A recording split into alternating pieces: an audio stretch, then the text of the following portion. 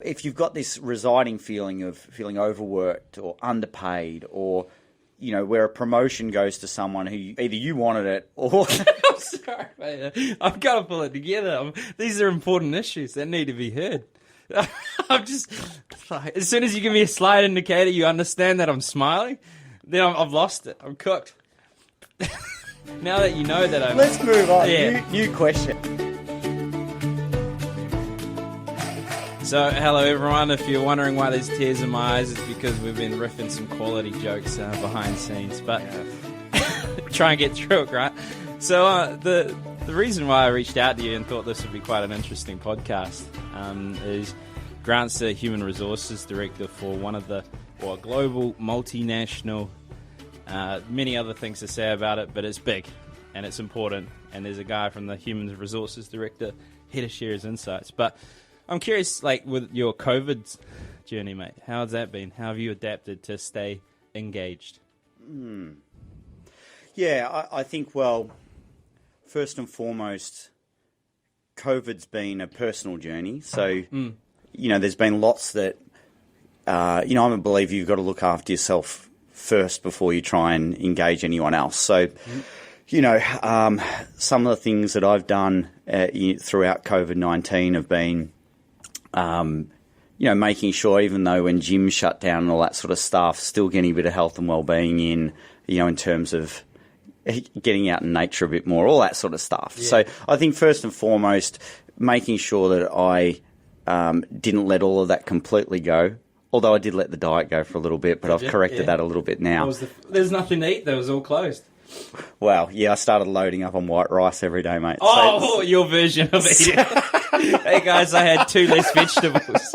Yeah, calm down. All right. But yeah, I'm listening. Yep. So that was, so I would say that was the first thing, because there was a period there where everyone personally was super disrupted when we were all working from home, all that sort of stuff.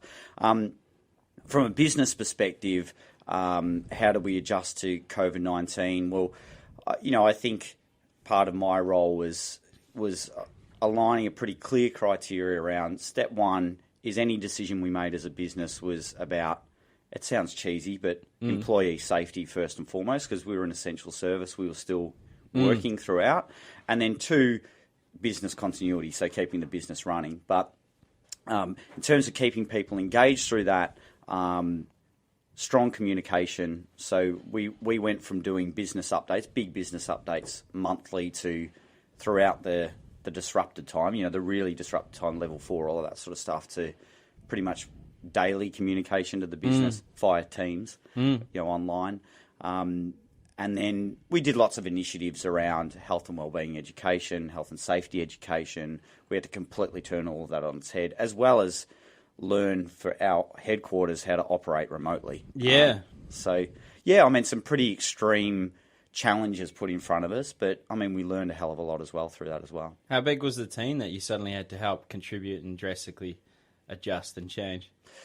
Around 90 employees in the office, so headquarters, office, all within 24 to 48 hours went from working in an office environment. COVID-19 was certainly out there, and we're hearing more and more about it, to a decision, a global decision to get everyone to work from home pretty much the next day. Yeah, it's crazy. And then our field force, in terms of out there selling our FMCG products,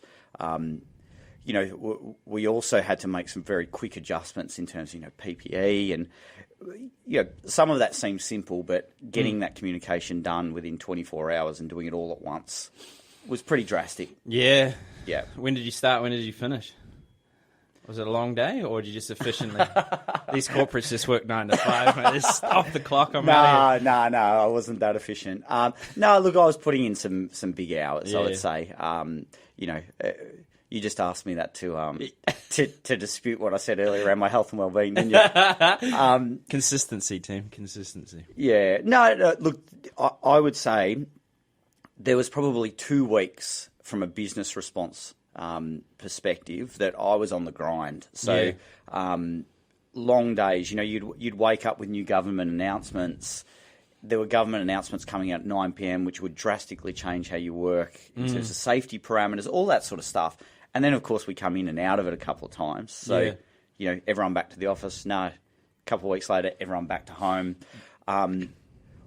What I noticed within myself is, with respect to the situation, I was heightened through that time. I think there was a bit of adrenaline, given what we were responding to.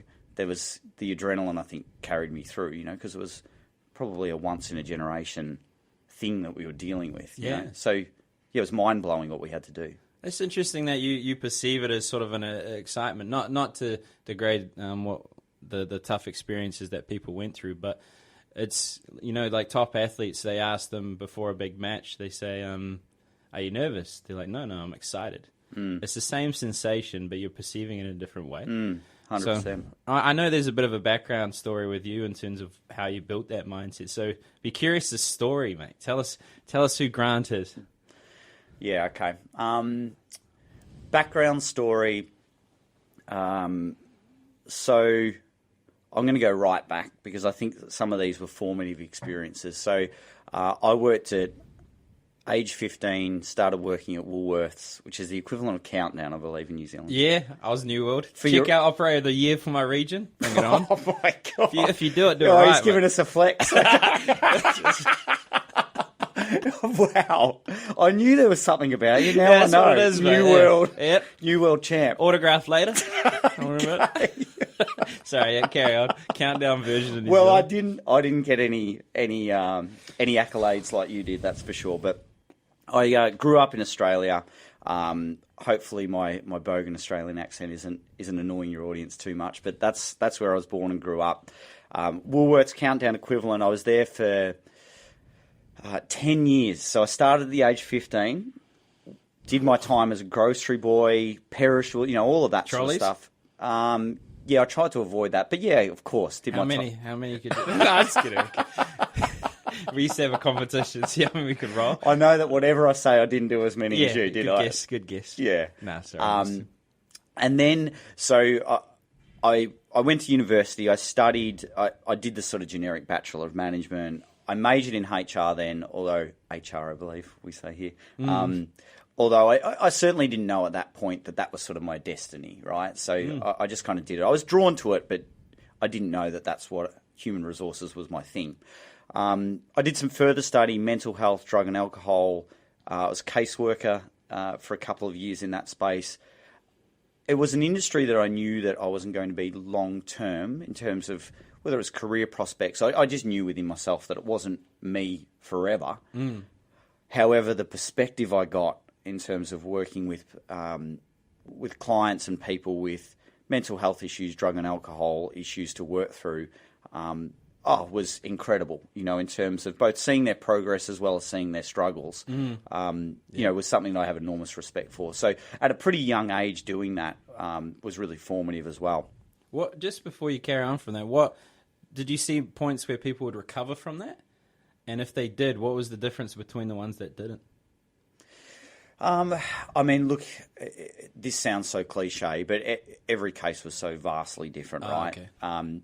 What I would say is, I was working with pretty acute clients that or chronic clients that had been in that space for a long time, and what that meant was, to answer your question, the difference between progress was usually if they removed themselves from the traumatic experience and gave enough space to get away from that. Because sometimes it might have been rooted back to particular family members or a relationship or an area where they grew up which was concentrated around a drug issue.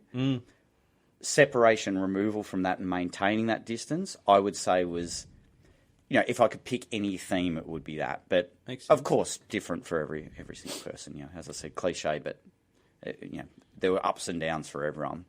Yeah, massively. But yeah, carry on. Oh, well, they also talk about the hardest thing about giving up drugs and the realization isn't so much the drug and dependency itself, which it is hard with the withdrawals. It's more the emotions that come up when you give it up. Absolutely. But yeah, carry on with your story. So in terms of, after that, I then got my first sort of corporate role this was in learning and development, so vocational education, so pretty much teaching diplomas, I'm not sure whether you guys have certificate 1, 2, and 3. That sort of stuff, like workplace accreditation. I got wait. So on that, He's got one of these too. yeah, another story. Well, this is ridiculous. So a diploma took me 4 days to get it. Yes, That's out because my job was basically that. It was like business management. mate. And it's just, but no, this isn't a brag. This is like, how ridiculous is it that you can get a diploma in 4 days? Mate, I'm nodding not because I think it's a brag, but I I can understand if you might, though. We're on a roll because I went from a Bachelor of Management, years for that, and I too got my advanced diploma in HR, Human Resources, in a few days. Yeah. Because you know the system. You just get the credits. Yep. You get those sweet credits, you carry them across. It's there. all good. Done. Yeah, it's Respect. mad. Yeah, Respect. we're on that level. 8 days dedication. It's been Just useful. racking up those accreditations. Yeah. Oh, so I did that game too for a while Oh, too, yeah. so I respect that. So yeah, I was in the learning development game for a while. I thought that, that was my time in the boardroom. I was like, yeah, made it. Here we go, corporate time. Instead, I worked in an office where pretty much, I would say what I know now is when I was in it, I was like, what? Is this just work life? Is this professional work life? Because I was pretty young then still. But what I now know is actually it was a pretty poor culture. So everyone virtually was siloed, kept to themselves. I remember it was a big cold bluestone office building in Ballarat, which is about an hour out of Melbourne in Australia. Cubicles? Not quite, Okay. but that sort of feel, outdated, really. Anyway, not that it's about the office environment as such, but the people. It was. I just remember it being pretty much silent, keyboards tapping all day. Oh, God. If someone started talking or laughing, it was like, what's going on? What's the ruckus? So I did that for a year, and it was a grind. Still did my best. I was still working. I still had good work ethic, but I just knew that I just didn't feel myself there. Started working at a global company, which I was stoked to work at, and then I'll fast forward this because there is when I found the sweet spot. So I started using what I think were my strengths in terms of, whether that's building personal relationships, work ethic actually being rewarded rather than just being on the grind and just putting in for no return. Seeing other people's strengths and trying to expand that. And what that meant is I've had, really good progression myself within a great culture. So the roles that I've done, talent acquisition, I did a stint in commercial, which is like buying, procurement type stuff. Okay. That was good for business acumen. Well, again, there were areas of that job that I wouldn't say that I was ace at. But, but great for my mind. And then I come back and started my HR manager journey. So did manufacturing, so working with blue collar type employees, end-to-end supply chain, then demand, so sales, marketing, and then the last couple of roles that I've done have been human resources director. So been fortunate enough to lead the business strategy in that space. Have you found? Are you finding this like closer to what you want to do, like more closer to the purpose, or 100%? How do you tell the difference? What has there been something? So I always find that interesting because, like, I spent a few thousand hours with people over the age of 65. Yeah. And I asked them what's important in life, and they had a consistent theme. So one was independence. Yep. So that could be financial and health. So they're able to do what they want without burdening their family. Yep. Purpose, feeling as though they're contributing in something that's more than themselves. Yes. And connection. Yes. So I always find it interesting why people find purpose, because you're the one that told me 70% of the workforce they did a survey don't like their job or are disengaged. Yes. So yeah, how did you find the engagement, or how do you differentiate between good opportunities and ones that you don't enjoy? Yeah, great question. I mean, there's so much in that. So let's unpack it if we need to. But in terms of what's important to me, and I would say that it's really only been reflection over more recent years that I've really started to even think properly around what's important to me, what's my purpose. Or, I won't profess to say that I've always had this true north in my head for the last 10 years. What was always important for me early was progress and learning. So maybe I'm a bit of a nerd, but I do love learning new stuff, being exposed to new experiences, growing as a person. And if I and respect that some people actually they would value more stability than growth and new stuff. For sure, yeah. And respect that. I'm kind of the opposite. I need new stuff in front of me, and I need to feel like I'm making progress and expanding from a mental perspective. So that was always with me, and my sort of career steps always tick that box. I think that as I've gotten older, what I'm now valuing, along with that progression, that hasn't left me, is one, really knowing what my strengths are and getting the opportunity to use them. And I think I've heard, I believe some of your material or content and some of your, well, I hope you don't mind me saying this, but speak freely, mate. Some of your philosophy is around delivering value, right? And I believe that to be true as well, because perhaps early in my career, I probably just wanted to do what I was good at because that served me. Later in my career, I'm realizing that if you do what you're good at in order to solve someone else's problems or deliver value or expand them, that feels even better. Yeah. So that's important for me. I would say that my role definitely allows me to practice that. Not saying I get it perfectly, but definitely allows me to do that. And then the third one, which I reckon I'm still defining what it means for me, but is the opportunity to make a difference and have an impact. So to do stuff that's important, to do stuff that's a bit more expansive than just what's directly in front of you. Yeah, my role allows me to do that because I'm influencing a bigger strategy that impacts a hell of a lot of people. The amount of people that we talked about before. I even think if I did a woeful job of my role throughout COVID-19, that would have impacted a lot of people and would have actually impacted business performance as well. So, thinking about that, does charge me up because, it's the importance that's attached to it as well. So, long answer, but I would say progress, using strengths to deliver value, and then meaning and making a difference are important to me. That makes sense. The challenge is, most outside perspectives of a corporate is they potentially may stifle innovation. It's quite hard to progress.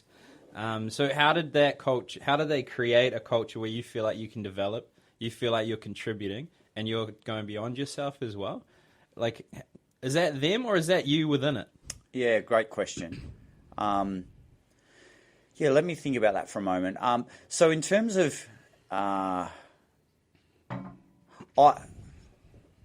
maybe let me frame it. Let me know if I don't answer your question. If you think this is a bit politician. I'm ready. Got my back up. yeah, he's ready. So I think that a business's, any business, not just the one that I work within, but any business, I would say, their responsibility, broad business responsibility, is to set a clear vision and a broad objective for where you're heading.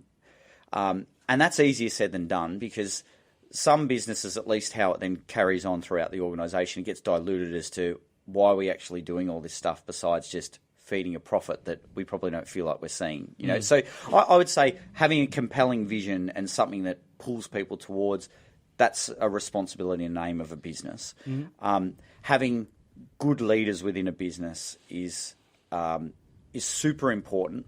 And what I mean by that is that at a minimum is you want leaders and line managers or bosses, and it doesn't need to just be title, it could be anything, but leaders within your business who are ethical, professional, but also are able to build connection is important. So you want good leaders, and then you want an environment that is at least respectful and healthy in the way it operates. Some of those experiences I talked about earlier around people not talking to anyone and it kind of like everyone like gasping when someone had a laugh. That they're the types of environments that stifle innovation and stifle people wanting to do better. So I think those things, the environment, the vision, leadership, business's responsibility.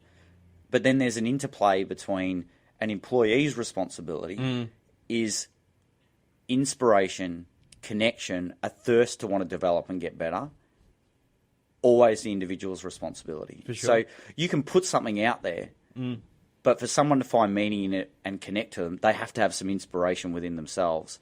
You can put the best role opportunities in front of someone. If they don't want to progress and they want to stay in one spot, again, you can't make anyone feel inspired, developed, or connected. So, True.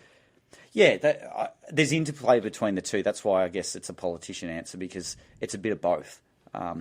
Yeah, It wasn't too bad, mate. As soon as you said it could be their fault, that's when you lost the politician part. yeah. They were, oh, no, we're all one. We all get along.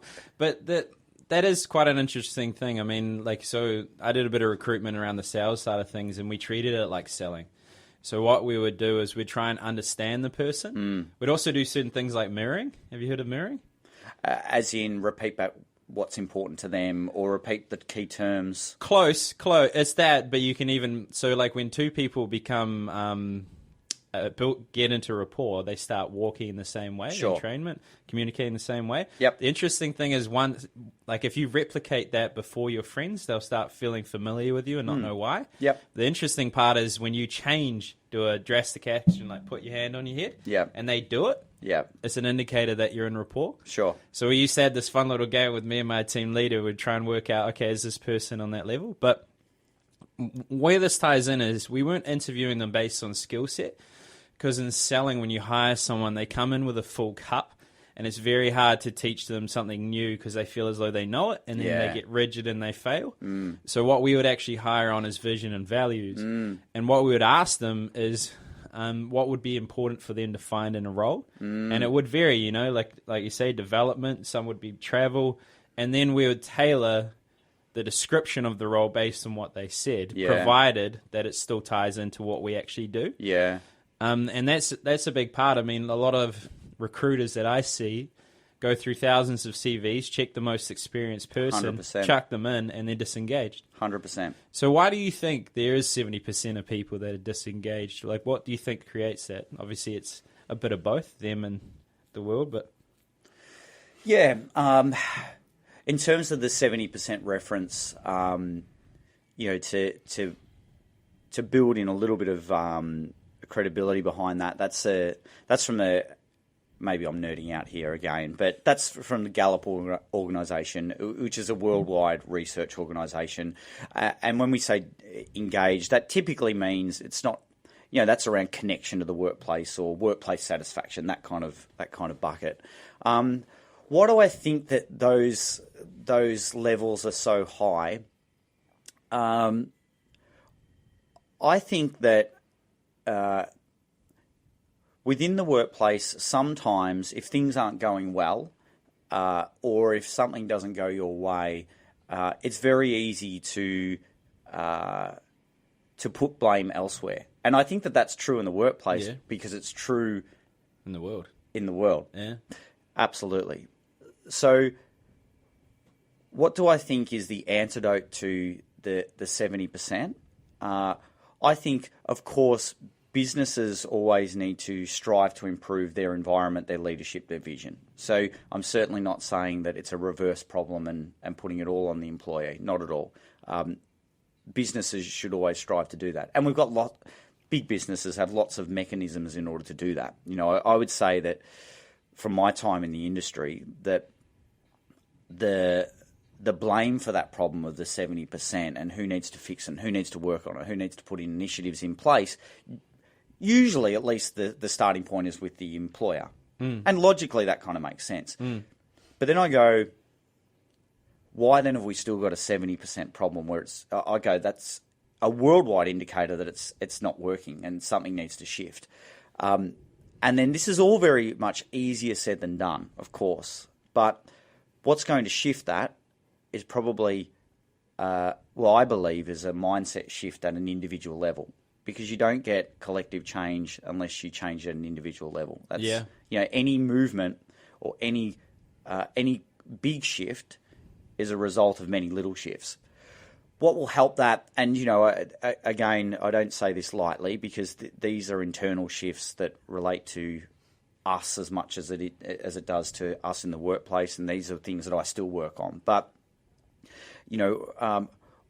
one, I believe, is getting like what I referenced, my journey around getting clear on your strengths, what lights you up, and then looking for opportunities in order to do that. Because if you're working in a role where you don't get any opportunity to do what you're best at, or what sets you on fire, then typically lots of research suggests that you're not really going to find true engagement. So one is understanding that, taking responsibility for really reflecting on what you're genuinely good at, and then actively seek opportunities to do that. Now, I'm not saying if you haven't got anything in your job that does that for you, that you up and leave tomorrow. Not at all. But to start that reflection process around asking yourself some questions around, what am I good at? What do others tell me I'm good at? When have I been at my best?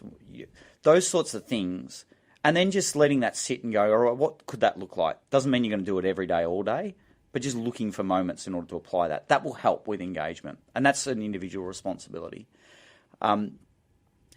Exactly what we talked about earlier. So hard to do around, finding whether it's purpose. I mean, purpose is such an ambiguous term, and it's so big. And, man, I shied away from that for years myself. I was kind of like, purpose. Like, when I was younger, I was like, really, I'm fine doing what I'm doing, and, finding my way, bouncing off the sides, working out as I went. But at least finding out what's really important to you, whether it's your values or whether it's what you stand for, or like what we said, the difference that you want to make. That doesn't need to, in my mind, mean that you need to go and work for a not-for-profit, or it means that you need to, go and work. It doesn't need to necessarily be altruistic. Mm-hmm.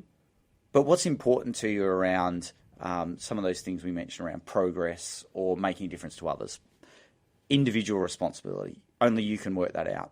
And then thirdly, and maybe this one's a little bit controversial, but I think... Excited. Tell me. No, it's not. This is going to be a letdown now.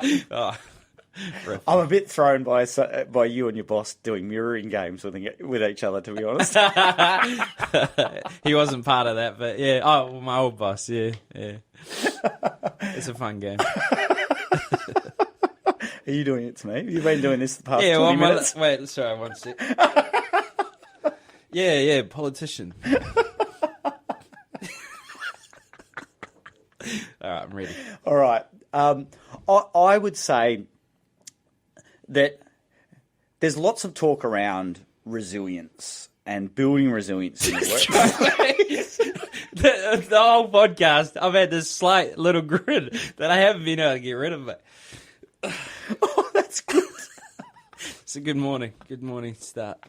All right, round a slight 3. grin that you haven't been able to get rid of. You must have noticed. Oh, that's good. And you're good. It must be good content. Oh, it's great content. Yeah. Yep, that's what it is. Oh, shit. Okay. All right, well, we're back where we started, and that's crying at nonsense. Yeah. So I would say that... whilst we talk about resilience a lot, what does that really mean? I would say it's very easy to sort of drop the bundle and blame others when things don't go wrong. When things go wrong, and what I mean by that in the workplace,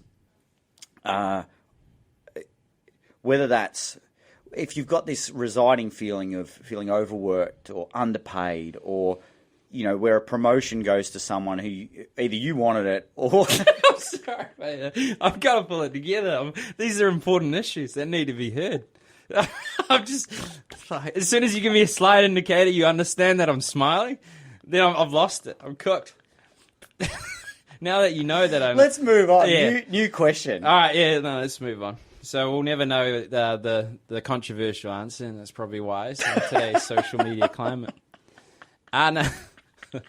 No, but that is interesting. I mean, one of the most liberating things... Yeah, now you've got it too, mate. We're just going to have to burn this podcast. We've got Andrew here too. Well, this would actually be a good time to close it out as we pull it together. But yeah, one of the most liberating things you can have, I find, is personal responsibility for the good and bad in your life. Yep. So you can't actually control what happens to you, but you can control the perception of it. 100%. And you don't suffer. Let's say you and I had an argument and I ruminate over it for a week. Like, what? That makes no sense. You know what I mean? You're just sitting there. Like, what you said, Jordan says a lot, is like someone living in your head rent free. Mm. Or like I'm more of an advocate for it's like drinking a poison hoping they die. It's Yeah, like, 100%. what's the point of that? So it's perception as well. But on the closing note, as we wrap this up, because I feel like it's just going to be another 20 minutes laughing, what would be the key? It's like, no, I can't even say the word. Laughing. No, go. Keep on that thread. Yeah, well, what would be your closing remarks in terms of people that don't have that feeling and as though they're engaged and they do want to take personal responsibility and want to be able to just rock up the podcast and laugh for 20 minutes and that's your living, you know? Oh, you can swear, mate. Don't worry. Yeah, no, don't worry about that. Yeah, closing remarks. Go on. Okay. Well, closing remarks on responsibility. People are like, oh, looking forward to this podcast. Going to get all this value like the other episode. Oh, who's these? Who are these guys just laughing? Okay, closing remarks in terms of responsibility.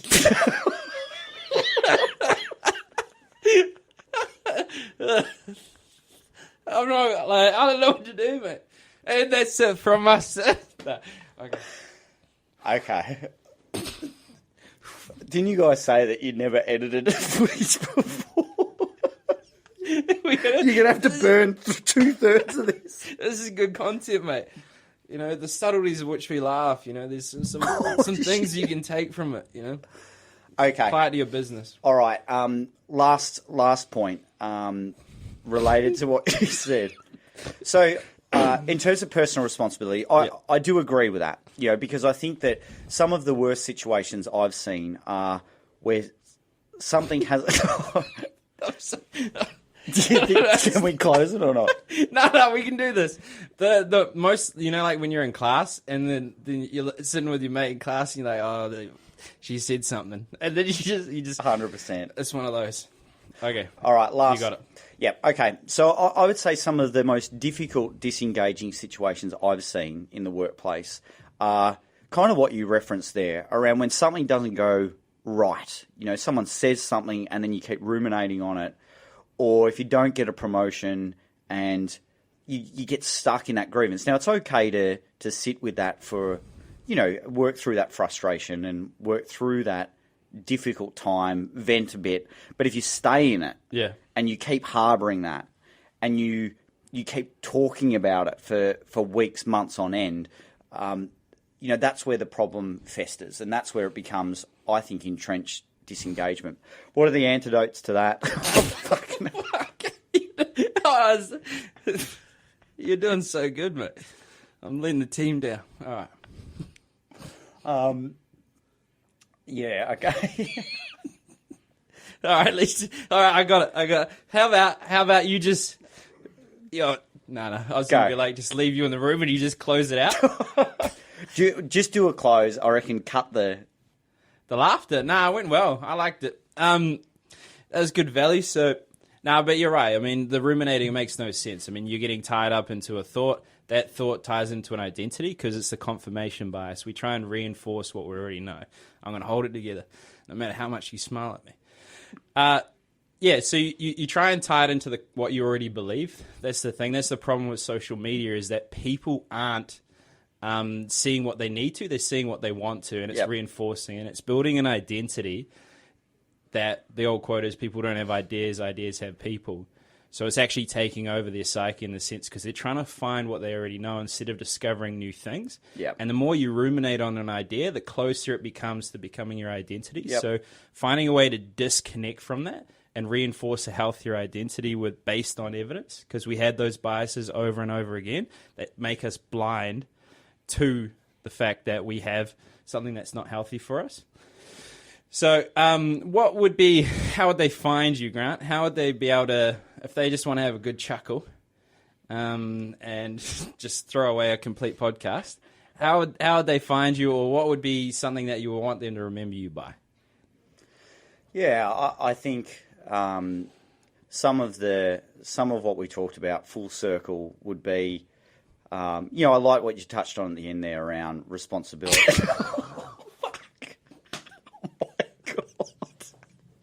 Try and do it in a sentence, right, mate? One sentence. Let's go.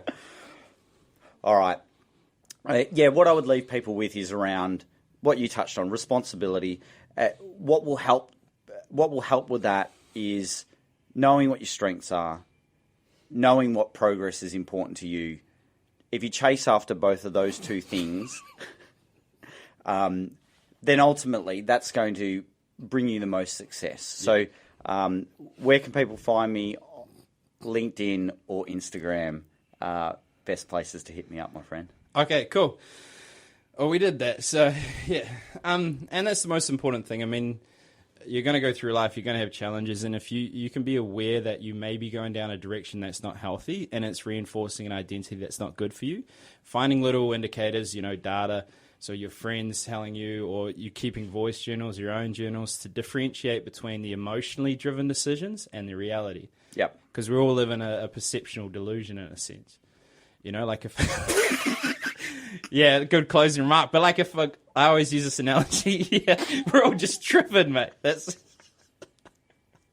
but a perceptual delusion, we don't necessarily they do it with I'm gonna bring it together, mate. So they did this with witnessing a crime. So let's say